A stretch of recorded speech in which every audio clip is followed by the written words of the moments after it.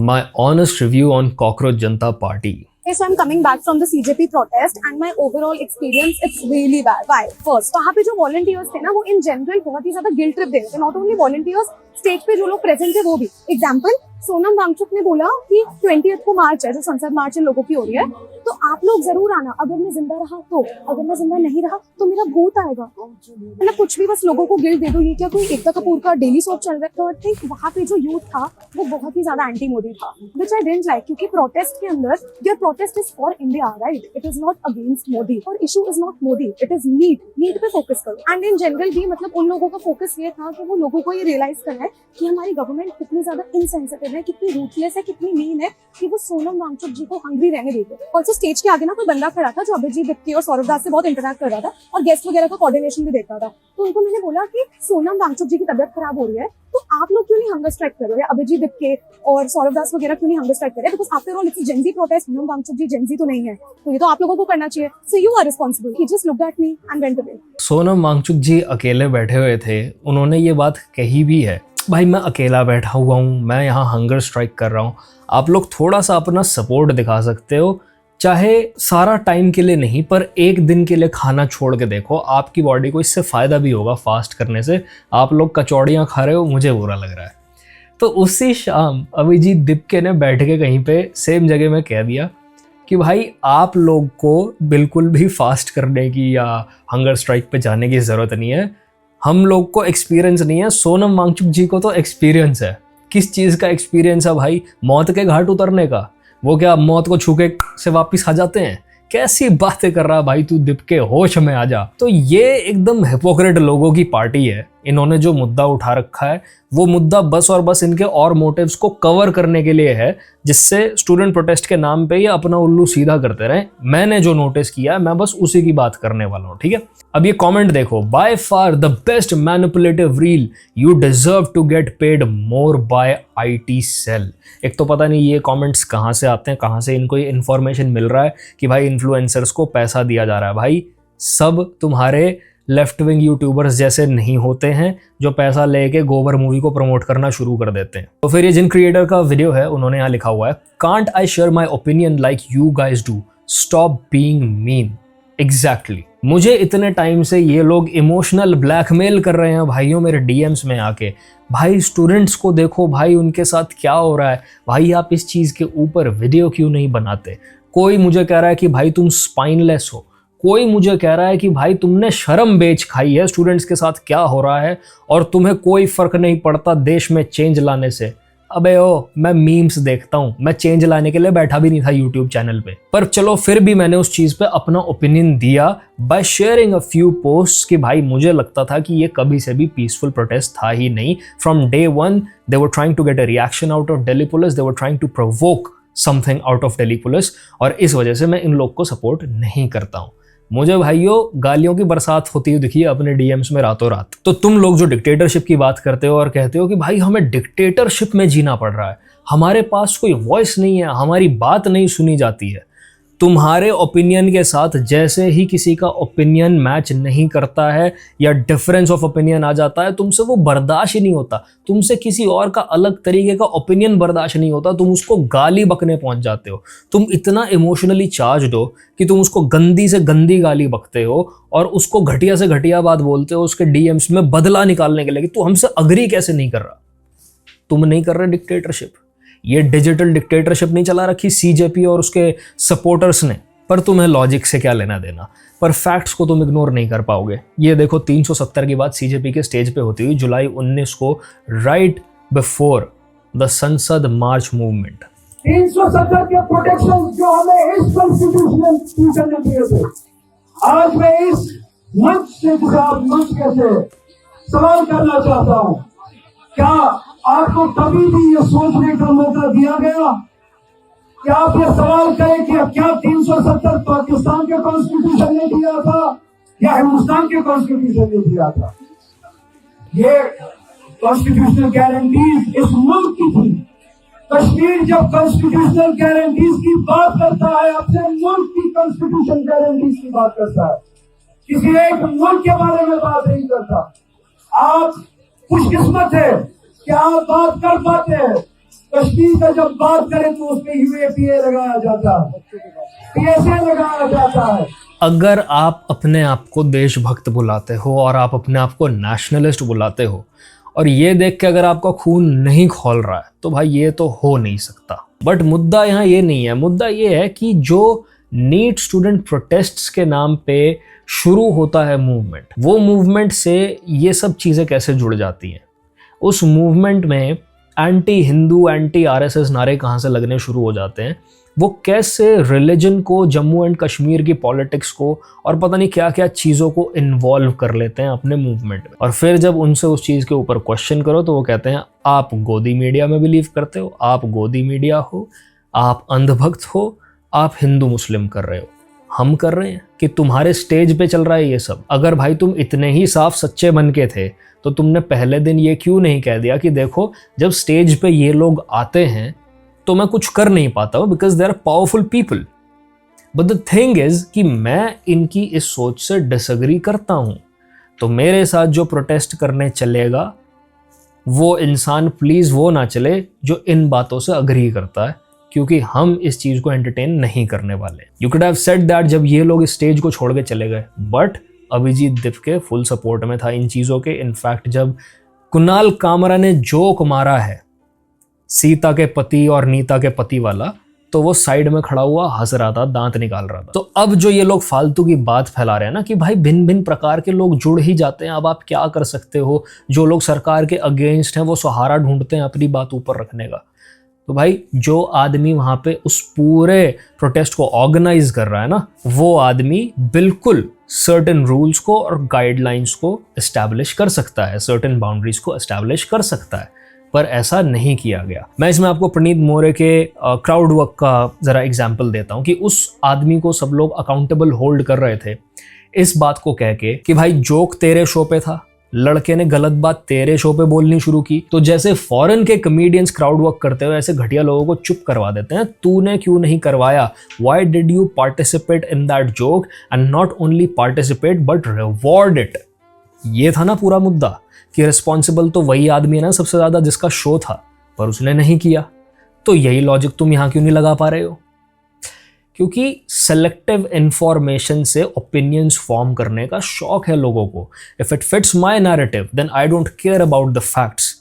ये है logic in लोगों का। और जब ये सब बातें स्टेज पे बोल के आप ऐसे लोगों को इकट्ठा कर लोगे जो इमोशनली चार्ज्ड हैं, दूर दूर तक पीसफुल नहीं हैं और एक मौका ढूंढ रहे हैं सरकार के अगेंस्ट अपना गुस्सा निकालने को, तो उसको आप पीसफुल प्रोटेस्ट का नाम कैसे दे सकते हो भाई? वो टाइटल ही गलत है आपके प्रोटेस्ट का। You are just protesters. Peaceful तो आप कहीं से भी नहीं हो और उसको रायट में कन्वर्ट होने में सेकंड्स लगे हैं, स्पेशली इस प्रोटेस्ट के साथ। सुन, जब ये सारा हमने शांतिपूर्वक करना है तो दंगा बचाने का क्या फायदा? खड़े होकर बोलो ना उनसे, भाई उनका काम है, भाई वो काम है उनका। एक स्टूडेंट जो अपने लिए जस्टिस चाहता है, एक दंगेबाज जो बस और बस सरकार पे अपना गुस्सा निकालना चाहता है। पता कौन जीता इस सब में? दंगेबाज जीत गए। इकट्ठे किसने किए थे? दिप के भाई साहब ने, सीजेपी वालों ने। बोलो ना, अपना काम करेंगे, हम अपना काम करेंगे। बोलो ना, क्या कर रहे हो? पत्थर मार रहे हो, दंगा मत कर भाई, वो काम है यार उनका।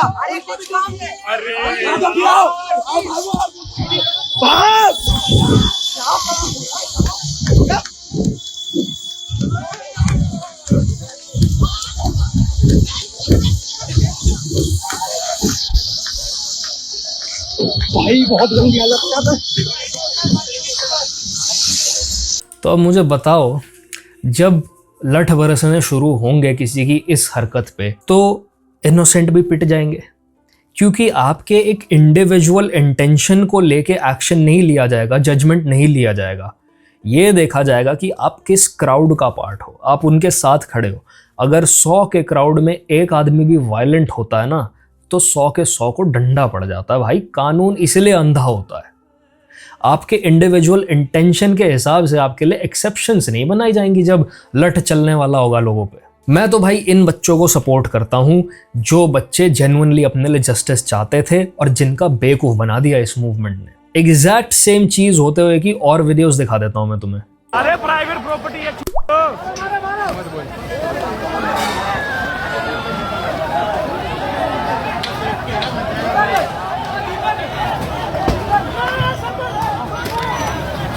मजाक क्यों कर रहे हैं भाई? फट फुट गया ना मुझे नहीं मारना, वही देख के मारना। वो कौन मार रहा है? भाई उल्टा हम ही मरेंगे इससे। मत करे यार। गलती से कुछ हो गया कल हम सारे ही मरेंगे। वो भी देख के मेरा देख रहे हो, फिर से वो लोग जिनका जजमेंट काम कर रहा है वो कह रहे हैं भाई यहाँ ये फ्यूल स्टेशन के आसपास दंगे कर रहे हैं, अगर कुछ हो गया, आग लग गई है, फट गया तो हम भी मर जाएंगे, यहाँ से निकलो। And then there are people जिनको तुम कुछ भी कह लो वो रुक नहीं रहे हैं। ये तुम्हारे फ्यूचर के डॉक्टर्स हैं, ये स्टूडेंट्स हैं। Are you sure once again कि ये स्टूडेंट मूवमेंट है? अरे ये कोई स्टूडेंट मूवमेंट नहीं है।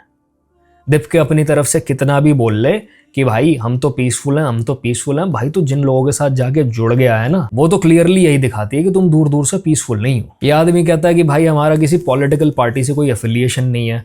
हर ऑपोजिशन पॉलिटिकल पार्टी का आदमी आके इनके स्टेज पे खड़ा होकर नारेबाजी करके जाता है। ये कहता है हम हिंदू मुस्लिम नहीं करते, इन्हीं के स्टेज पे नाम रहेगा अल्लाह का गाया जाता है और उसी सेम स्टेज पे हिंदुओं का मजाक बनाया जाता है। उसी सेम प्रोटेस्ट में एंटी आरएसएस, एंटी मोदी नारे लगते हैं। मेरे भाई तू 20 दिन ये सब सुन रहा था, तेरे ये समझ नहीं आया ये लोग दंगे करेंगे सड़कों पे उतरते ही, ये एक मौका ढूंढ रहे हैं। इसको सब पता था। हमारे मार्च में सबसे आगे रहेंगी हमारी माएं, मदर्स को आगे रखना है क्योंकि उनके ही बच्चों के भविष्य का सवाल है। मैं चाहता हूं हमारा जो मार्च है वो मदर्स लीड करें। तो यहाँ पर जितने भी लोग आए सब अपनी मदर्स को कन्विंस करिए कि आपको 20 तारीख को जंतर मंतर पर आना है, उसके बिना नहीं होगा। लेकिन जिस बर्बरता के साथ हमारा 12 साल की बच्ची का सर फोड़ा गया है, लड़कियों की छाती पर पैर रखकर मेल पुलिस ऑफिसर ने लड़कियों को मारा है, पीटा है, उनके गले पकड़े हैं, ये कैसी पुलिस है? ये गुंडागिरी लगा रखी है नरेंद्र मोदी और उनकी पुलिस ने इस देश। कितना हरामखोर इंसान है ये, मैं बोलूँगा। इसने खुद औरतों को, बच्चों को आगे कर दिया। इनको पता था ये प्रोटेस्ट नहीं, ये पीसफुल मार्च करने नहीं, ये जंग में घुस रहे हैं जो कि है सत्ता पलट की जंग। और इसने औरतों और बच्चों को आगे कर दिया। कोई कितना कावर्डली, बुजदिल, घटिया इंसान हो सकता है कि हमारा प्रोटेस्ट मदर्स लीड करेंगी, हमारा प्रोटेस्ट बच्चे लीड करेंगे और मैं कहाँ खड़ा हूँगा? टेम्पू के अंदर सेलिब्रिटीज़ के साथ जो 2 आ रखे हैं, क्योंकि भाई मेरे ना लट पड़ जाए, मैं सेफ रहना चाहता हूँ। मैं ये बात पूछना चाहता हूँ आप लोग से, इसके मदर थे उस प्रोटेस्ट में? इसने सारी दुनिया के मदर्स को इनवाइट किया अपना प्रोटेस्ट लीड करवाने के लिए। क्या इसके मॉम फ्रंट लाइन्स पे खड़े हुए थे? ये जिंदगी में नहीं लाएगा अपना एक भी रिश्तेदार। इसको पता था कि आप लोग पे डंडा बरसेगा, इसको पता था दंगे होंगे, लाठी चलेगी। He used you as meat bags. He used you जिससे इमोशनल रील्स निकल पाए। ये जो थोड़ी सी इसकी चिंगारी इसने लगाई है उसको हवा मिल पाए सोशल मीडिया पे, ये था इनका ऑब्जेक्टिव। इनको भी पता था पुलिस आगे नहीं जाने दे सकती। We're talking about the parliament, सबसे ज़्यादा सिक्योरिटी वाली जगह जहाँ पे ऑलरेडी अटैक्स हो चुके हैं, उस जगह ये बच्चों को लेके घुस रहे थे। लीड किससे करवा रहे थे? औरतों से। और फिर खुद ही ये फीमेल्स के सपोर्ट में खड़ा होकर कह रहा है कि देखो पुलिस ने कितना गलत काम किया है। फ्रंट लाइन्स में जो खड़ा होता है पहले तो भाई वही पिटता है। प्रोटेस्ट में कोई भी औरत नहीं रह जाती, कोई भी आदमी नहीं रह जाता, बस प्रोटेस्टर्स रह जाते हैं। जब तुम्हारे उन प्रोटेस्टर्स ने पत्थर फेंके, चलो मैं कहता हूँ तुम क्लेम करते हो वो तुम्हारे प्रोटेस्टर्स नहीं थे, पर तुमसे जुड़े हुए जो दंगेबाज थे उन्होंने जब पत्थर फेंके और वो जाके पुलिस ऑफिसर्स को लगे हैं, फीमेल पुलिस ऑफिसर्स को लगे हैं, तब तो तुम मुझे नहीं दिखे ये बात करते हुए कि भाई फीमेल्स के साथ अत्याचार हो गया। क्योंकि आपके लिए पुलिस के एंड पे मेल फीमेल नहीं है, आपकी नज़र में वो बस और बस RAF ऑफिसर्स हैं और वो बस और बस पुलिस ऑफिसर्स हैं। आपकी नज़र में मेल या फीमेल एग्जिस्ट नहीं करता है। पर अपने केस में चाहे बच्चों को यूज़ करना पड़ जाए, चाहे फीमेल्स का नाम यूज़ करना पड़ जाए, चाहे उनको पिटवाना पड़ जाए, मैं हर एक्सेप्शन क्रिएट करूँगा और लोगों को इमोशनल करूँगा। ये कुछ भी नहीं है, ये इमोशनल ब्लैकमेल करके लोगों को अपने मूवमेंट से जोड़ने की कोशिश कर रहे हैं। और अगर लोगों को अभी भी ये बात समझ नहीं आ रही है तो भाई अब मैं आपको क्या ही बता सकता हूँ। I am just concern for everybody safety, जो इन लोग से जुड़ते जा रहे हैं और दंगे बढ़ते जा रहे हैं। और इस वक्त सरदार लोग पहुंच चुके हैं वहाँ पे, सिख लोग पहुंच चुके हैं सो कॉल्ड स्टूडेंट्स के डिफेंस में, जहाँ पे मॉब लंचिंग्स ऑलरेडी ये स्टूडेंट्स कर रहे थे, उनको डिफेंड करने के लिए तलवारें लेके इस टाइम पे दिल्ली में लोग सड़कों पे उतरे हुए हैं। तो मत जाओ, क्योंकि जान का खतरा है। पीसफुल प्रोटेस्ट होता, सच में पीसफुल होता, तो मैं ये बात ना बोलता। तुम ये बात तो छोड़ ही दो कि अभिजीत दीपके के फैमिली मेंबर ने या मदर ने प्रोटेस्ट ज्वाइन किया या नहीं किया। मैं कह रहा हूँ बाकी 2 स्पोक्स पर्सन भी वहाँ थे कि नहीं थे। विजेता दहिया एनएसपी में बर्गर खाता हुआ पकड़ा गया है बाय द किड्स जो पिट के आ रहे थे।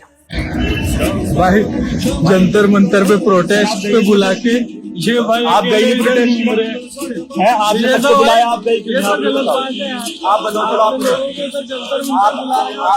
हमारी लिए आवाज खड़े कर रहे हो, ये तो गलत बात है। आप मुझे बताइए सिंपल, आप क्यों नहीं गए? हम मैं जंतर मंतर पे भी आज क्यों नहीं गया? आप यहाँ के घूम रहे हैं, मुझे ये तो बताइए।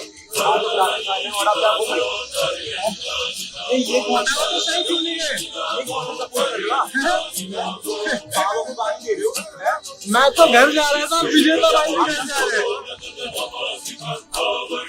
नहीं, विजेता भाई भी घर जा रहे हैं। अच्छा, मैं क्या कर रहा हूँ आप मुझे बताइए, क्या करूँ? अच्छा बाय, आप मुझे बताइए आप गए क्यों? आप प्रोटेस्ट में गए क्यों? आप वहाँ गाली दे रहे थे कैमरामैन जी को, आप सारे आप सबको बच्चों को बुला के यू डोंट हैव, ये हमारे बहुत फेवरेट बात को काटते हैं भाई को। No I will do that. ये दोनों बच्चे भी गोदी मीडिया हैं शायद, है ना? ये भी झूठ बोल रहे हैं, ये विजेता दहिया को फ्रेम करने की कोशिश कर रहे हैं। जो लोग हिंदुओं को गाली दे रहे थे, हिंदू गॉड्स को गाली दे रहे थे और स्टेज पे नाच गाना कर रहे थे, और ये तो है ही सबसे बड़ा बेताला विजेता दहिया। जब एक्चुअल दिन आया जहां इसकी ज़रूरत थी, इसके लीडरशिप की ज़रूरत थी, बच्चों को गाइडेंस की ज़रूरत थी, उस दिन ये सारे गायब हो गए। एक आदमी भीड़ के पीछे, बाय द वे और तो और बच्चों के पीछे छुप गया, एक आदमी एनएसपी में बर्गर खा रहा है, और चलो सौरभ दास को मैंने इस चीज़ से छुट्टी दी, वो नेगोशिएशंस करने गया हुआ था, वो बढ़िया अपना एसी कमरे में बैठा हुआ था। बहुत ही कन्वीनियंटली तीनों लट खाने से बच गए। ये हिपोक्रेट्स हैं, ये सेलेक्टिवली वो चीज़ें उठा के बोलते हैं जो इनको फेवर करती हैं और लोगों को मैनिपुलेट करने के काम आती हैं, उनको इमोशनल करने के काम आती हैं। They don't care for anything, they don't stand for anything. ये अपना पॉलिटिकल करियर सेट करने आए हो यहाँ पे, मैं तुम्हें बता रहा हूँ। आज से कुछ साल बाद ये तुम्हें दिख जाएंगे किसी पार्टी से एसोसिएटेड, और फिर तुम कितनी भी गाली बकते रहना, इनको कुछ नहीं होगा। ममता होती है इस लाइक इसको लाइमलाइट मिले, ये लाइक है इसको लाइमलाइट मिले। ये विजेता दहिया जो कॉकरोच जनता पार्टी के बनते हैं, ये ग्रुप जो ये बहन के लेके जा, ये रात के 12 बज रहे हैं में स्टूडेंट्स ने मार खाई, इनके स्टूडेंट्स ने, इनके चक्कर में स्टूडेंट्स ने मार खाई, और ये साला यहाँ घूम रहा है। बता अब कहाँ गई तेरी ममता? तुम लोगों बता, अरे तू वहाँ पर क्यों नहीं है? अगर मेरे घर का बंदा, अगर तू उनको अपना मानता है, तू वहाँ पर क्यों नहीं था? अरे तू अभी यहाँ पे क्या कर रहा है? तू अभी यहाँ पे क्या कर रहा है? बता मेरे को, अभी क्या कर रहा है यहाँ पे तू? अगर वो तेरे अपने होते, अगर तेरे अंदर उनकी ममता होती, तो तू वहाँ पर होता, तू यहाँ पे नहीं होता इस समय। अभी मैं तुम्हारे माँ को, तुम्हारे बाप को गाली दी, तुम्हें गुस्सा आएगा कि नहीं आएगा? तो भाई मेरे गुस्सा आएगा कि नहीं आएगा? गाली नहीं दी। अरे तुमने गाली दी, भगवान मेरे भगवान है, मेरे भगवान। सबसे बड़ी बात अभी पूछता हूँ, तुम यहाँ पे क्यों हो इस टाइम? तुम अभी क्यों हो इस टाइम यहाँ पे, जब वहाँ पे 1000 स्टूडेंट बारिश में भीग रहे हैं? लोगों ने डंडे खाए तुम्हारे कहने पे, लोगों ने तुम्हारे कहने पे डंडे खाए, तुम लोगों को पागल बना के यहाँ बैठे हो, इसी में आराम से मॉल की हवा खा रहे हो। मान चुप तो नहीं हटे, ठीक है? मैं कह रहा हूँ वो बंदा नहीं हटा, ठीक है? ये हट रहा है। 48 घंटे से मैं 48 घंटे कौन से 48 घंटे थे? आज पूरे दिन ये बंदा गायब है। आज ये पूरा बंदा गायब था। जिस दिन मुद्दे की बात आई, ये बंदा गायब था, ये बंदा गायब था। अब वैसे तो इससे बिना स्क्रिप्ट के बोला नहीं जाता, पर फिर इसने अपना जीनियस दिमाग लगाया। ये अपनी गाड़ी में जाके वापस बैठा, हाथ में बर्गर पकड़ा, और इसने बहुत ही बढ़िया स्क्रिप्ट के साथ जस्टिफिकेशन दी है, बिल्कुल वैसी स्क्रिप्ट जैसी ये ध्रुव राठी की वीडियोस के लिए लिखता है। मैंने बर्गर क्यों खाया, आज का ये बड़ा मुद्दा है। तो कोई भी इंसान बर्गर क्यों खाता है? पता, मैं पूरा तुम्हें दिखाने वाला हूँ। मैं कोशिश करूंगा कि मैं कम से कम डिस्टर्ब करूं तुम्हें बीच में पॉज कर करके ये दिखाते वक्त, क्योंकि इससे ना तुम्हें आइडिया लगेगा कि ये कितने समझदार होते हैं, मतलब कितने शाणे होते हैं ये। They know how exactly to stray away from the topic, to distract people from the topic. बात कुछ और थी, रीज़न इसको कॉल आउट करने का कुछ और था, और ये उस पूरी बात को कहाँ ले जाता तुम देखते रहोगी। उसे भूख लगी हुई है, उसका बर्गर खाने का मन हो, दैट्स इट। तो मेरा भी बहुत ज्यादा मुझे भूख भी लगी हुई थी, और कुछ आप अच्छा सा खा लो तो मन को अच्छा लगता है। इतना ज्यादा टैक्सिंग था, 2 रात से मैं सोया नहीं हूं।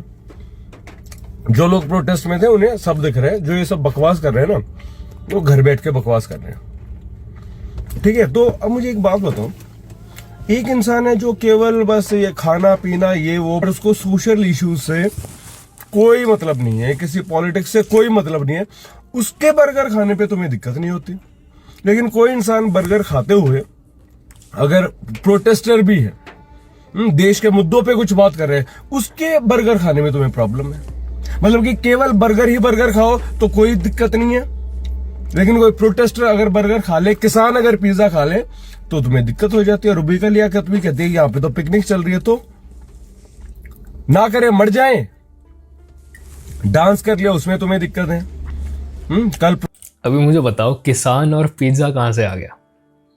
बात कहाँ से शुरू हुई थी और ये कहाँ ले जा चुका? ये अब तुम्हें समझ आएगा ध्रुव राठी की वीडियोस का खेल क्या है, देखते रहो। प्रोटेस्ट में मैंने पहनी ना कलर्ड शर्ट में पहनूंगा, उससे एक एनर्जी आती है, एक लाइफ आती है। वरना तुमने तो पूरा प्रोग्राम बना रखा है जनता को रुलाने का, लेकिन मेरा तो काम है ना खुशियां बांटना। हाँ, फिर कह रहे हो कि अच्छा मार्च में, तुम्हें पता है कि मैं मार्च में था या नहीं था? मार्च थी, उसके बाद मैं घर गया हूं। और सुनो एक बात, एनीवेज मतलब तो अगर मार्च में था तो तू तो one of the leading people था ना भाई, you were the face of the party. तू सौरभ दास और अभिजीत दिपके, तू कहाँ भीड़ में छुप गया मेरे भाई? किसी एक भी आदमी ने इसको स्पॉट नहीं किया, एक वीडियो नहीं है इसकी। अगर ये मार्च में होता और इसको लठ लग गया होता, ये ना वो निशान दिखा दिखा के 400 रील बना देता और उसके ऊपर डांस भी कर देता अपना बेताला। ये हो नहीं सकता। मुझे इतना अकाउंटेबल होल्ड करते हो, मतलब ये कोई नौकरी है क्या ये प्रोटेस्टर होना? तुमने मुझे इलेक्ट किया है इस पोजीशन के लिए, 1.5 महीना हो गया इसमें मुझे लगे हुए, 1 पैसे का मैं काम नहीं कर पाया। और जो लोग हैं ना जिनके अंदर थोड़ी सी भी फीलिंग है, वो ये बात समझते हैं, वो कहते हैं अरे सर आप फिर काम वाम नहीं कर रहे अभी तो कैसे चलता है। अब वैसे लोग जब मुझे कहीं पे मिल जाए ना बाहर, वो कहते हैं अरे सर आप कमाल कर रहे हो, शैल आई एंट्रीट यू टू छोले भटूरे। अभी जस्ट एक बंदा मिला था, Puneet Mishra, he said that. हालांकि मैं छोले भटूरे भी नहीं खाता क्योंकि बहुत एक खास बात है सीजेपी प्रोटेस्टर्स की, मुद्दा कोई भी हो वो घूम फिर के छोले भटूरे पे आ जाता है भाई। क्या है भाई, मैं कैसे सीरियस हूँ भाई, मुझे समझ नहीं आता। 1 मिनट के लिए मुझे गुस्सा भी आता है, फिर मैं इनकी बातें सुनता हूँ, मुझे ऐसा लगता है यार मैं क्या टाइम वेस्ट कर रहा हूँ अपने जीवन का। डीप फ्राइड होते हैं। बट एनीवेज, तो जिन लोगों के अंदर वो फीलिंग है ना, तो देखते हैं कि बंदा 1.5 महीने से यहाँ पे है और वो आपको अकाउंटेबल नहीं ठहराते, वो सरकार को अकाउंटेबल ठहराते। तो तुम्हारी ये जो नॉनसेंस थिंकिंग है ना, मुझे नहीं फंसना इसमें, मुझे कोई पॉलिटिक्स में नहीं आना कि मैं तुम्हारे जैसे बेवकूफों को मैं अपीज करूं। ठीक है, जो मैं कर रहा हूं देश के लिए कर रहा हूं, अपनी मर्जी से कर रहा हूं। सुन लिया तुमने, जिस आदमी ने इतना चढ़ाया था, इतनी हवा दी थी कि हाँ भाई हम क्रांति लाएंगे, हम प्रोटेस्ट करेंगे, सबको इसने 1 सेकंड में बेवकूफ कह दिया। वो तो बाकी दुनिया भी कह रही है, बट ये आदमी से तो आपको एक्सपेक्टेड नहीं होगा कि आपको बेवकूफ कहेगा वहां पे रहने के लिए, पर ये बोल रहा है भाई। तो भाई इसने फिर खा लिया बर्गर। अब सीजेपी को लगा कि यार हम तो अकाउंटेबिलिटी की बात करते रहते हैं, हमारी तो अपनी अकाउंटेबिलिटी 0 हो गई इसके ये वीडियो डालते ही। तो अब सीजेपी ने विजेता दहिया को ऑफिशियली अपनी पार्टी से निकाल दिया भाई। जो पार्टी इस्तीफा मांगने चली थी उसको अपने ही एक स्पोक्स पर्सन का इस्तीफा लेना पड़ गया है। अब अगर मैं हंसी मजाक से हटके बात करूं तो नीट पेपर का मुद्दा जरूरी है।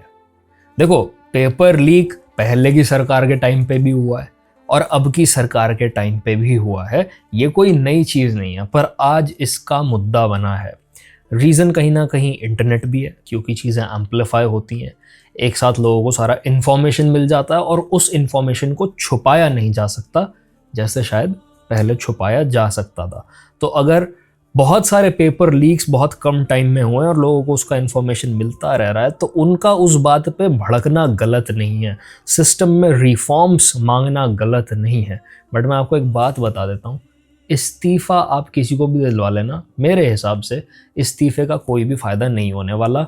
एक और बंदा आ जाएगा उस चेहरे की जगह, और उस बंदे की कोई गारंटी नहीं है कि वो पहले वाले से भी खराब या उसके जैसा ही ना निकले। ये हम कई बार होते हुए देख चुके हैं। तो इनको जो मुद्दों पे बात करनी चाहिए थी, जो सॉल्यूशंस देने चाहिए थे, वो तो इन्होंने दिए नहीं, और ये आलतू फालतू चीज़ों के ऊपर ही बात करते रहे, और अभी ये मुद्दा कुछ और ही हो गया है। तो सोनम वांगचुक जी ने जब ये एग्ज़ाम वाले इशू के ऊपर और पेपर लीक के ऊपर जब बात की, वाइल ही वॉज फास्टिंग, उनको कुछ दिन हो गए थे, तो उन्होंने बोला कि यार अगर ऐसे पेपर लीक होंगे और गलत लोग उस पेपर लीक का फ़ायदा उठा के ऊपर आ जाएंगे तो ये देश का क्या होगा, ये देश का तो फ्यूचर ख़राब हो जाएगा, कैसे लोग डॉक्टर्स बन जाएंगे। पर मज़े की बात ये है, ये जिस मंच पे वो हंगर स्ट्राइक करते हुए ये बात बोल रहे थे, वो लोग रिजर्वेशन को सपोर्ट करते हैं, वो लोग तो चाहते हैं रिजर्वेशन बढ़ जाए। अगर आपको उनका पहला मैनिफेस्टो याद है तो वो तो और भी एरियाज़ में रिजर्वेशन चाह रहे थे, कभी फीमेल्स के लिए कभी किसी के लिए, उनके सारे मुद्दे रिजर्वेशन के आसपास ही घूम रहे थे।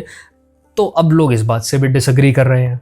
आई also have some serious question, but उससे पहले ये सुनो, क्या एक व्यक्ति के इस्तीफे से चीजें बदल जाएंगी? आलोचक ये पूछ रहे हैं। बिल्कुल नहीं, मगर एक शुरुआत होगी जवाबदेही की। जब जवाबदेही की कहीं शुरुआत ही नहीं तो फिर मनमानियां होंगी हर तरफ। और ये सिर्फ कुछ परीक्षाओं की बात नहीं है, परीक्षाओं की बात भी कम गंभीर नहीं है। ये सिर्फ किसी परीक्षा की नहीं है, ये उस चिकित्सक की बात है जो आपके बच्चे का इलाज करेंगे। कैसे होंगे वो? जिन्होंने मेहनत नहीं की, चीटिंग की, वो आपके बच्चे का इलाज करेंगे। उनके सर, आपको नहीं लगता जो कम नंबरों पे भी पास हो जाते हैं वो जब हमारा इलाज करेंगे तो वो एक चीज़ प्रॉब्लमेटिक होगी? जब उनसे काबिल बच्चा पीछे रह जाता है जस्ट बिकॉज वो जनरल कैटेगरी का है, तो ये थोड़ा सा एक आपत्तिजनक बात है, तो देश का फ्यूचर सिक्योर नहीं है। आपको नहीं लगता इन सब चीज़ों के ऊपर भी आपको बात करनी चाहिए थी अगर आप एजुकेशन के ऊपर बात करने वाले थे तो? पर नहीं, वंस अगेन हम उन्हीं चीज़ों के ऊपर बात करेंगे जो हमारे इस पूरे नैरेटिव को फेवर करती हैं। तो आपके बच्चे मरेंगे। इंजीनियर्स जिन्होंने चीटिंग की, जो होनहार हैं, वो कहीं क्लर्क लगे होंगे, जिन्होंने खरीद के पेपर लाए। बस इसी से related with due respect Sonam Wangchuk से मुझे पूछना है, सर क्या आप ये बात उन स्टूडेंट्स, उन बच्चों के लिए कह रहे हो जो आरक्षण से डॉक्टर बनते हैं, जो 720 में 120 नंबर लाकर डॉक्टर बन जाते हैं, या फिर उन स्टूडेंट्स के लिए कह रहे हो, उन डॉक्टर्स के लिए कह रहे हो जो -40 नंबर लाकर सर्जन बनते हैं? अगर ऐसा हो रहा है और सालों से ऐसा हो रहा है, तो क्या आपने कभी इन चीजों के लिए आवाज उठाई कि भाई 720 में 120 नंबर लाने वाले बच्चों को तो कॉलेज के गेट तक एंट्री नहीं मिलना चाहिए, आप उनको डॉक्टर कैसे बना रहे हो? और जब वही स्टूडेंट 4.5 साल का MBBS करने के बाद, 1 साल इन हाउस ट्रेनिंग के बाद जब उनसे 5-10 नंबर नहीं लाया जाता है, उनको -40 में हम सर्जन बना देते हैं, जब वो किसी हॉस्पिटल में जाकर किसी की सर्जरी करेंगे तो वो लोगों की जान नहीं ले। -40 पे surgeon, bro, if that's not dangerous, if that's not alarming, I don't know what is. पर क्या किसी ने भी ये मुद्दा उठाया? कोई उठाएगा भी नहीं, लिख के ले लो। क्या ये कंसर्न नहीं है? क्या आपने कभी इसके लिए आवाज उठाई? और ये जो आप पेपर लीक की बात कर रहे हो, Sonam Wangchuk sir, I openly challenge you, मान लो कल नीट का पेपर है और same to same question paper जो कल आने वाला है, वो 24 घंटे पहले वो same to same question paper मैं आपके हाथ में थमा देता हूं, इसके बावजूद आप भी पासिंग मार्क्स तक नहीं लेकर आ पाओगे। और यही हुआ उन सारे चोर स्टूडेंट्स के साथ जो लीक हुए पेपर को खरीदकर एग्जाम देने गए थे, उनमें से कोई पास नहीं कर पाया। क्योंकि सर, नकल के लिए भी अकल की जरूरत पड़ती है। कोई भी ऐसा गधा बच्चा उठकर ऐसे क्वेश्चन पेपर देखकर नीट क्लियर नहीं कर लेगा। वो ऐसा तभी कर पाएगा जब वो ऑलरेडी बहुत अच्छी खासी पढ़ाई उसने कर रखी हो या फिर उसके रिविजन्स काफी अच्छे हों। लेकिन इसका मतलब ये कतई नहीं है कि मैं ये कह रहा हूं कि नीट का पेपर लीक होकर बहुत अच्छा हो गया। नहीं, बिल्कुल नहीं, बहुत गलत हुआ है।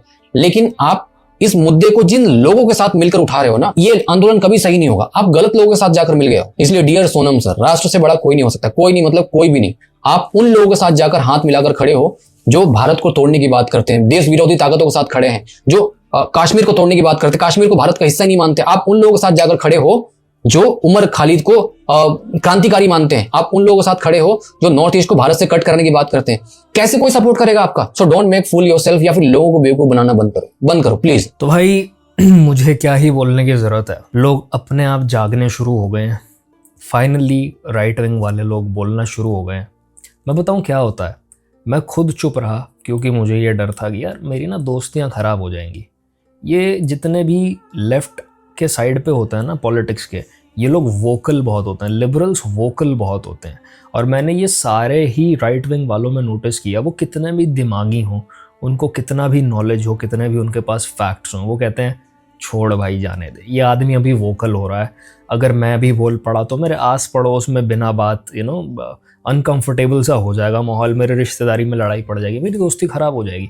मेरे ख्याल से हमारी यही गलती है। लिबरल होना गलत नहीं है, पर अगर आपसे डिसएग्रीमेंट नहीं लिया जाता तो आप इमोशनली इमेच्योर हो। और भाइयों, इमेच्योर कम बुद्धि वाले लोगों के साथ आपको उठने बैठने की कोशिश नहीं करनी चाहिए। आपको ग्रुप्स में एक्सेप्टेड फील करने के लिए खुद को डम डाउन नहीं करना चाहिए। दिस इज अ लेसन जो मैंने बहुत मुश्किल से लाइफ में सीखा है। Speaking up for what you believe in filters out the wrong kind of people from your life. शायद आप कुछ वक्त के लिए अकेले पढ़ सकते हो, बट इवेंचुअली आपको रियलाइज होगा इन लोग का निकलना ही ब्लेसिंग थी। पर मुद्दे पे मैं वापस आ जाता हूँ। अब सीजेपी के जितने भी कैरेक्टर्स हैं वो तो शेडी और स्केची हैं ही, पर वांगचुक जी भी यहाँ 100% क्लीन नहीं है मेरे भाई। Some uncomfortable truths about Sonam Wangchuk. He is protesting because due to FCRA foreign funding to his NGO has stopped. सेकमॉल के बारे में कभी सर्च करना, FCRA implementation से NGOs का क्या होगा और जो क्रिश्चियन ऑर्गेनाइजेशंस इंडिया में फंडिंग भेजती हैं NGOs को, वो बंद हो जाएंगी। इसके बारे में एक बार पढ़ना, तुम्हें ये पॉइंट समझ आ जाएगा। He doesn't have any patents in his name. He comes from an influential family where his father was a Congress minister. Then he openly said that he would help Chinese troops if they attack India. Although मैं कहूँगा ये fourth point जो है ये out of context है, क्योंकि उन्होंने कहा था कि अगर हमारी बात नहीं सुनी जाएगी तो हम सारा टाइम जो चाइनीज़ लोगों को रोकते हैं अंदर घुसने से, हम फिर हट जाएंगे, फिर आप अपने आप देख लेना। तो शायद ये किसी और कॉन्टेक्स्ट में बोली हो, I will give him a benefit of doubt here, but ये बात बोलना बहुत ही स्टूपिड है। आप आर्मी नहीं हो। जो लोग ने रोका हुआ है वो लोग ऐसी बकैती कभी नहीं पेलते हैं, ना ही इस चीज़ को लेके कभी नेगोशिएट करते हैं। ही अब्यूज्ड सीता माँ यूजिंग वर्ड्स लाइक बजारू। मैंने इसके ऊपर अब तक कोई वीडियो नहीं देखी है। If someone finds it let me know. He met PM Yunus right after Hindu genocide in Bangladesh. Wangchuk is not a scientist but a political activist। और यही जो लास्ट पॉइंट है, यही सबसे बड़ी चीज़ है जो इनके अगेंस्ट जाती है और इनके NGOs को अंडर इन्वेस्टिगेशन लाती है। बट वंस अगेन, लोगों को फैक्ट से क्या लेना देना। Another one of the content creators that I watch all the time is Rishabh Biduri. मैंने ऋषभ की वीडियोस देखी एंड ऋषभ को भी गालियां पड़ रही हैं for saying the things that he believes in, या फिर जो वो ऑब्जर्व कर रहा है, just for sharing his observations. लोग उसको DM में गालियां दे रहे हैं, उसको थ्रेट्स दे रहे हैं। ये लोग डिक्टेटरशिप की बात करते हैं, ये कहते हैं करंट सरकार डिक्टेटर है। प्रोटेस्ट चल रहा है ना जंतर मंतर पे, भाई मैं इसको बिल्कुल भी सपोर्ट नहीं करता। अगर गवर्नमेंट जो है ना वो एजुकेशन मिनिस्टर का इस्तीफा दिलवा दे, अब ये प्रोटेस्ट रुकेगा नहीं, बढ़ेगा। क्योंकि सोनम वांगचुक जो वहां पे प्रोटेस्ट करने बैठे हैं ना, उनका मेन पर्पस तो ये था कि 6th शेड्यूल में डाला जाए लद्दाख को। आपको याद है जब सैम ऑल्टमैन इंडिया आया था, मोदी जी ने हाथ उठा दिए थे, तो वो कोई मेला थोड़ी लग रहा था, वहां कोई जलेबी थोड़ी उतर रही थी। एक्चुअली एक ग्रुप है पैक्सिलिका करके, ठीक है, फ्यूचर का जो वर्ल्ड ऑर्डर है ना, US इसके थ्रू तैयार करेगा। अब इंडिया जो है ना वो इसका मेंबर नहीं था स्टार्टिंग में। जापान, US, यूनाइटेड किंगडम, ये बड़े बड़े कंट्रीज थे। इंडिया एक्चुअली क्यों नहीं था? एक्चुअली इंडिया बना नहीं जान के। क्यों? क्योंकि इंडिया नेगोशिएट कर रहा था। क्यों? ये जो पैक्स लिखा है ना, इसका पर्पस ये है कि अब वर्ल्ड जो है वो चेंज होगा AI के थ्रू, तो वो जितना भी चेंज होगा ना, उसमें जितना भी हार्डवेयर और टेक्नोलॉजी है उसको सेफ रखने के लिए कंट्रीज ने यूनियन बनाया, ठीक है। इंडिया उसका पार्ट क्यों नहीं बन रहा था? क्योंकि इंडिया को बहुत अच्छे से पता था कि भाई AI को क्या चाहिए, डेटा सेंटर। डेटा सेंटर को बनाने के लिए क्या चाहिए भाई? रॉ मटेरियल यानी कि क्रिटिकल मिनरल्स, ठीक है। दूसरा क्या चाहिए? डेटा। डेटा किसके पास है? इंडिया से बड़ा डेटा क्या है भाई? 150 करोड़ लोग रहते हैं। तीसरा क्या चाहिए? इंजीनियर्स। वो किसके पास है? हमारे पास है, ठीक है। वैसे तो पैक्स लिखा में इंडिया की जगह बनती नहीं थी ऑफिशियली, क्योंकि हमारे पास कोई टेक्नोलॉजी है ही नहीं, हम AI में कहाँ है। लेकिन इंडिया ने क्या किया, 10-20 साल वेट करने की बजाय एकदम से लीप मार दी, जंप मार दी। कैसे? नेगोशिएट किया कि भाई देखो बात सुनो, हम पैक्स का पार्ट बनेंगे, लेकिन हम बनेंगे अपनी शर्तों पे। और अब हम वो वाले इंडिया नहीं है 1970s 1960s वाले। अब हम आएंगे यूएस के बाद नंबर 2 पे। मतलब ये इंडिया का विजन है मेरे हिसाब से। IMF, वर्ल्ड बैंक बने थे सोवियत यूनियन को तोड़ने के लिए, और पैक्स सिलिका जैसे ऑर्गेनाइजेशंस बने हैं चाइना को तोड़ने के लिए। आपको क्या लग रहा है हमारे देश में जो सेमीकंडक्टर फैब इतनी सारे बन रहे हैं, क्यों हो रहे हैं वो? क्योंकि हमने ले लिया है। एक ऑर्गेनाइजेशन बनाई गई, ट्रस्ट, सिर्फ और सिर्फ यूएस और इंडिया के बीच में साइन हुई है। और उसमें ऐसा नहीं है कि हमारे नेता जाएंगे मिलेंगे, नहीं नहीं नहीं, सिर्फ नेशनल सिक्योरिटी एडवाइजर ही आपस में बात करेंगे। मतलब अजीत डोभाल ऑब्वियसली। क्यों? क्योंकि यूएस जो है, जो टेक्नोलॉजी वो दुनिया के किसी भी कंट्री के साथ शेयर नहीं करता, वो इंडिया के साथ शेयर करेगा, ताकि एआई की चिप्स तो बनाएंगे हम, लेकिन बनाएंगे तो हम उसमें बिजनेस करेंगे बढ़िया वाला। अब प्रॉब्लम पता है क्या है? इंडिया दे क्या रहा है? डेटा और ये सारी चीजें, उसमें एक रॉ मटेरियल, जो रॉ मटेरियल की माइनिंग होगी ना, वो इंपॉर्टेंट है। अब जैसे लिथियम है या और भी काफी सारे क्रिटिकल मिनरल्स हैं, वो सबसे ज्यादा कहाँ मिलते हैं? चाइना कहाँ करता है लिथियम वगैरह को माइन जो करता है? वो लद्दाख के उस पार ही तो करता है, और लद्दाख के अंदर ही तो वो क्रिटिकल मिनरल्स हैं। अब इससे ऑब्वियसली पोल्यूशन होगा। पर अभी डॉट्स कनेक्ट होने वाले हैं। मतलब मैं खुद इस तरीके से एक्सप्लेन नहीं कर सकता चीज़ों को जैसे ऋषभ कर देता है। आई मीन इस बंदे का रिसर्च एबिलिटी मतलब अलग लेवल पे है। और तुम लोग मेरे से कई बार पूछते हो ना कि यार मैं इतना ज़्यादा चीज़ों के बारे में कैसे जानता हूँ। भाई I am not a smart person, मैं चीज़ों के बारे में नहीं जानता हूँ, बट मैं फालतू इमोशनल आर्ग्यूमेंट्स देने वाले लोगों को फॉलो ही नहीं करता। मैं उन लोगों को फॉलो करता हूँ जो लॉजिकल बात करते हैं, जिनका कंटेंट देख के मेरा थोड़ा सा नॉलेज बढ़ता है, and he is one of those people. अभी तुम सुनो क्या पंगा है लद्दाख का और क्यों चाइनीज एजेंट बोला जा रहा है सोनम वांगचुक को। एलिगेशंस है भाई, मैं कुछ क्लेम नहीं कर रहा हूँ। I am just reacting to the information that is available on the internet. These are allegations, nothing is confirmed. और बात एक बताओ मेरे को आप, यार देखो आपको बिल्कुल जीरो पोल्यूशन चाहिए, आपको नौकरियां भी चाहिए, क्योंकि इसी से तो नौकरियां आएंगी ना। जब एआई में इंडिया अच्छा ना करे तो आप मजाक भी उड़ा दो। भाई सब नहीं मिलेगा, देखो एक एक चीज करके मिलेगी। भाई इंडिया देखो पोल्यूट तो थोड़ा बहुत होगा, उसके बाद जब पैसा आएगा तो उसे वो साफ भी कर लेगा। सबने यही करा है, यूरोप ने भी ऐसे ही करा है। हवा तो होती नहीं थी यूरोप में, काला धुआं होता था अगर आप कभी हिस्ट्री में जाओगे। और लद्दाख में अगर 6th शेड्यूल लग गया ना, तो वहां पे कोई क्रिटिकल मिनरल्स की माइनिंग ये सारा कुछ पॉसिबल हो ही नहीं पाएगा, क्योंकि 6th शेड्यूल का मतलब होता है कॉन्स्टिट्यूशन के अंदर एक और कॉन्स्टिट्यूशन, जहां पे गवर्नमेंट की बात तब सुनी जाती है जब वहां की लोकल बॉडी मान ले।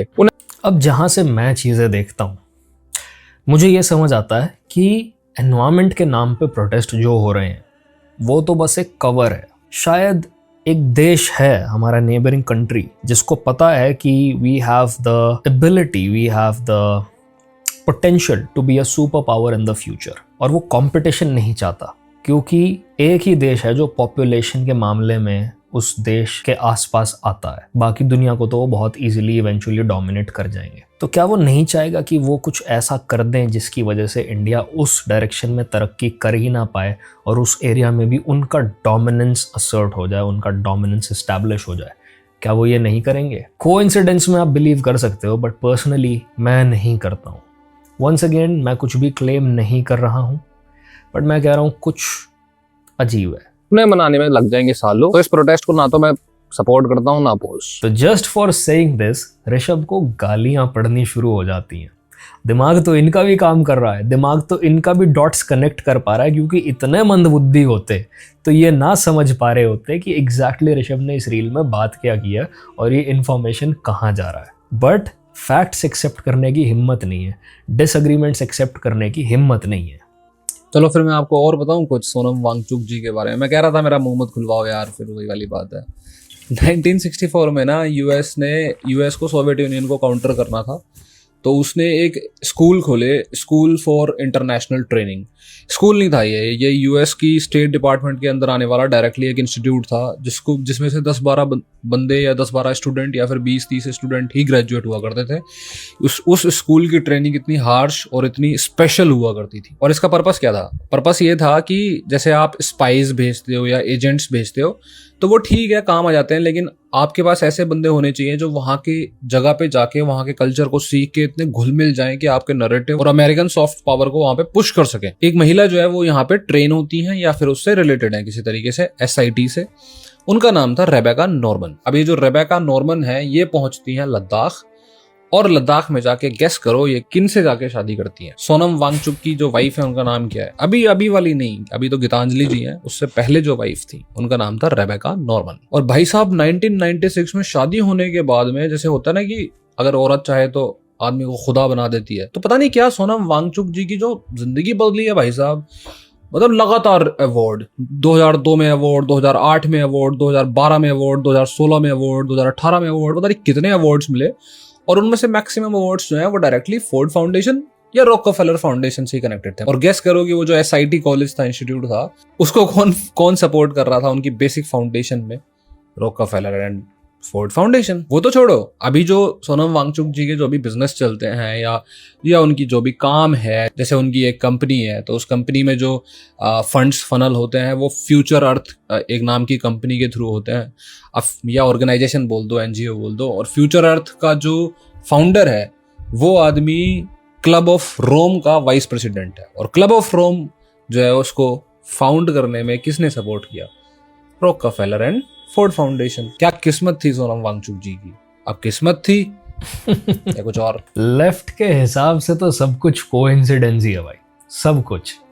बट ऑब्वियसली इस टाइम पे लोगों को शक होना शुरू हो गया है कि यहाँ पे कुछ फॉरेन पावर्स इन्वॉल्व हैं, और ये जो पूरे देश में अलग अलग जगहों पे एक साथ प्रोटेस्ट होने शुरू हो गए ना, there's a pattern to it at this point. But इतना अच्छा पैटर्न रिकग्निशन अगर हमारे देश के लोगों का होता तो वो कूड़े के लिए डस्टबिन ढूंढ पाते।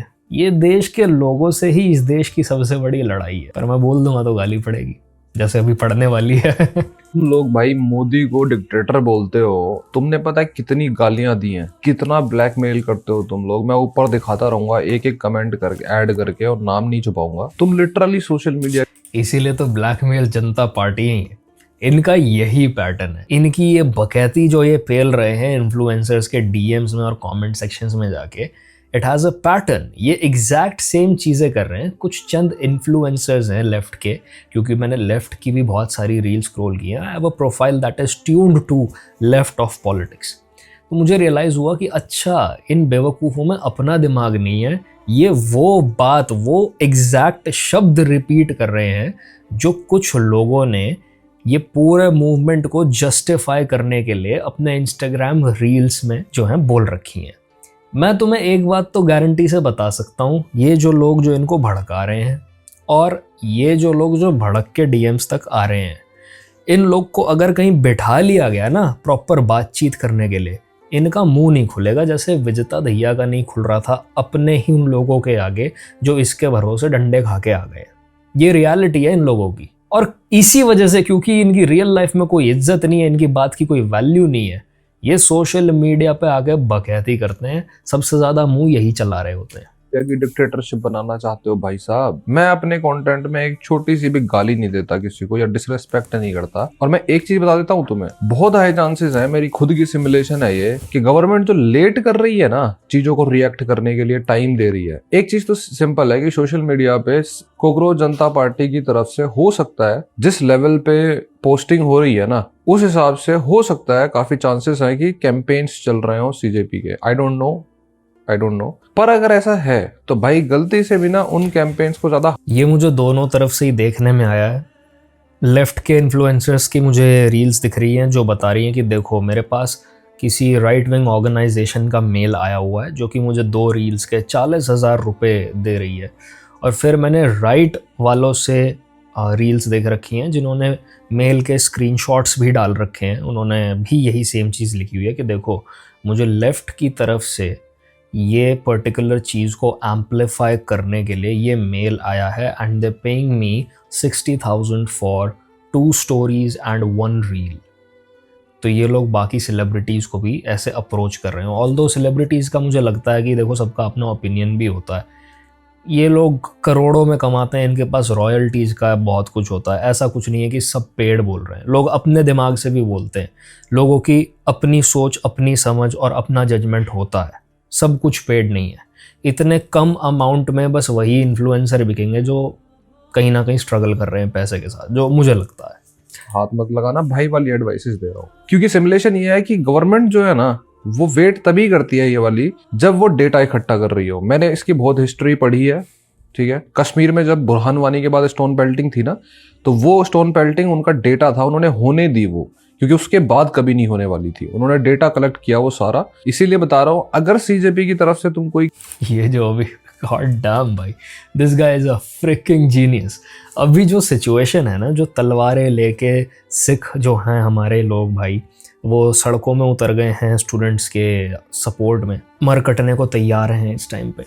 उनको रोकने के लिए आर्म्ड फोर्सेस को मोबिलाइज कर दिया जाएगा। मेरे भाई, इंटरनेट बंद हो सकता है और पता नहीं क्या ही हो सकता है, कर्फ्यू भी लग सकता है। It's a dangerous situation right now and he legit kind of predicted this, क्योंकि शायद ये जो दंगे हो रहे हैं दिल्ली में, there's a high possibility कि इनको पता है ये आखिरी बार हो रहे हैं, तो जितनी गलती ये लोग कर सकते हैं वो उतनी गलती इनको करने दे रहे हैं और फिर एक बहुत स्ट्रिक्ट एक्शन लिया जाएगा। तो भाई, अगर आप इन बातों में आके कि घर बैठे रहेंगे तो कभी भी कुछ चेंज नहीं आएगा, एक टाइम पे आज़ादी के लिए भी कुर्बानियाँ दी गई थी भाई, प्लीज़, हमें आज़ादी मिल चुकी है, ये मुद्दे कुछ और हैं, यहाँ कुछ और ही चल रहा है। अपनी जान बचाओ प्लीज़, घर में बैठो प्लीज़, सेफ बैठो। कोई भी तरीके का तुम्हें ऐसे कुछ पेड कैंपेन टाइप मिले, सीजेपी का उठा मत लेना। इस टाइम जो दिल्ली में कमिश्नर का ट्रांसफर हुआ है ना, वो कोई नॉर्मल इंसान नहीं है, वो आईबी से आया हुआ इंसान है, स्पेशल डायरेक्टर इंटेलिजेंस ब्यूरो का। तो भाई साहब, देखभाल के रहना आपने। और जो भी गाली दे रहे हैं ना भाई सीजेपी की तरफ से, बहुत गाली दे रहे हो तुम भाई साहब, बहुत ज्यादा। और मुझे आई एम श्योर कि तुम हर किसी को दे रहे हो जो भी थोड़ा सा बोल दे इनके खिलाफ। तानाशाह तो भाई तुम असलियत में तुम्हारी खुद की क्राउड है। कौन से स्टूडेंट्स हैं भाई ये जो माँ I'm so happy कि लोग जाग रहे हैं इस चीज़ को लेके, लोगों को रियलाइज हो रहा है कि ये अच्छी मूवमेंट नहीं है, ये सही लोग नहीं है। ये जो डिक्टेटरशिप को रो रहे हैं ना, अगर इनको पावर में लाया जाए तो इनसे बड़ा डिक्टेटर कोई नहीं बनेगा, क्योंकि इनमें सोचने समझने की बिल्कुल भी शक्ति नहीं है। ये बस चाहते हैं कि हमारी बात ऊपर रखी जाए और हमारी से ही अग्री किया जाए। अगर आप डिसअग्री करते हो तो they will go as far as giving you threats and asking you to come to a certain location। तू यहाँ आ जा, मैं तेरे से बात करता हूँ, अपना एड्रेस दे। ये डीएम्स आने शुरू हो जाते हैं आपको। बहन की गालियां देते फिर रहे हैं तुम लोग भाई। मोदी को डिक्टेटर बोलते हो, तुमने पता है कितनी गालियां दी हैं, कितना ब्लैकमेल करते हो तुम लोग। मैं ऊपर दिखाता रहूंगा एक एक कमेंट करके, ऐड करके, और नाम नहीं छुपाऊंगा। तुम लिटरली सोशल मीडिया की, पता ये मैंने नहीं काम किया, क्योंकि ये कह लो मैं भी एक टाइम में ना बेवकूफ़ बच्चा हुआ करता था। मैं इमोशनली बड़ा ना चार्ज हो जाता था अपने पॉलिटिकल बिलीव्स को लेके, जब मैं बैक इन स्कूल कॉलेज के पहले कुछ साल, उस टाइम में ना सब क्रांतिकारी होते हैं। एक लड़के का मैं अपने रिक्वेस्ट्स अगर देख लूँ तो वो लगातार स्पैम कर रहा है। स्पैम क्या कर रहा है?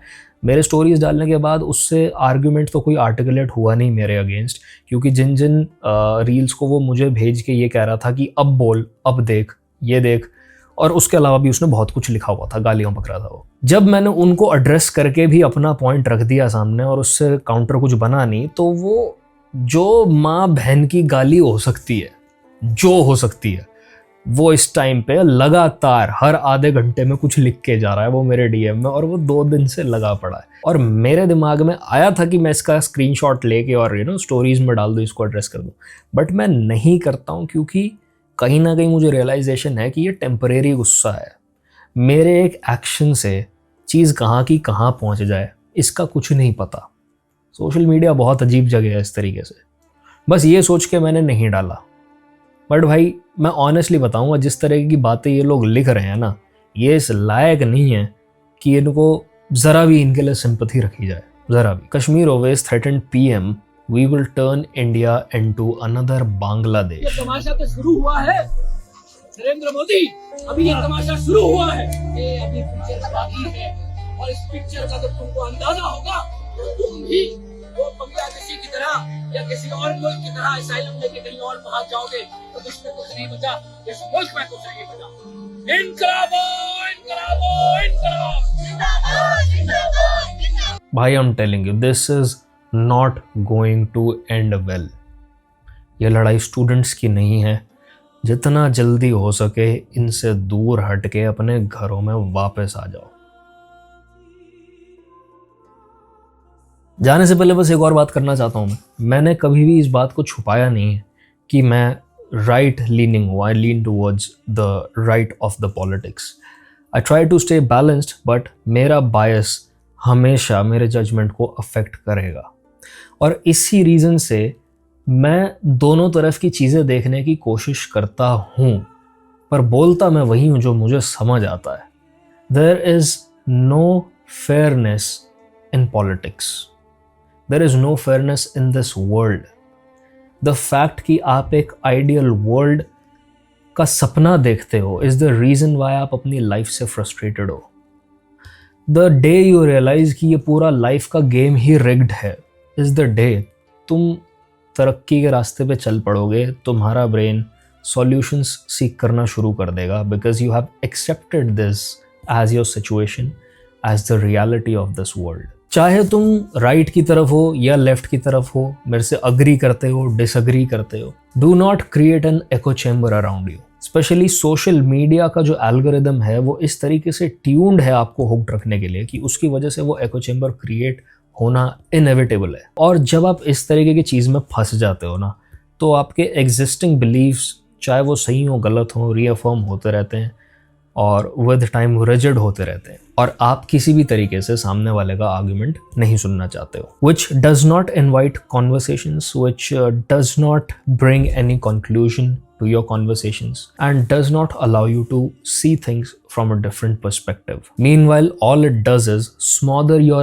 ability to have a healthy disagreement. अलग ideals होना, अलग perspective होना एक ही चीज़ पे गलत नहीं है, बट अगर आप डिसएग्रीमेंट की वजह से इमोशनल हो जा रहे हो और सामने वाले को अपना दुश्मन बना ले रहे हो और आप उनको गाली बकना चालू हो गए हो, तो दैट्स अ साइन कि आप उस दलदल में ऑलरेडी फंस चुके हो। Now all of these people stuck in this narrative warfare, not being able to recognize any patterns, who have based their opinions off of Instagram trends and these echo chambers that the algorithm has created for them, call me an andhbhakt for being able to calculate the risk to reward ratio for these students who are being beaten up in the streets right now.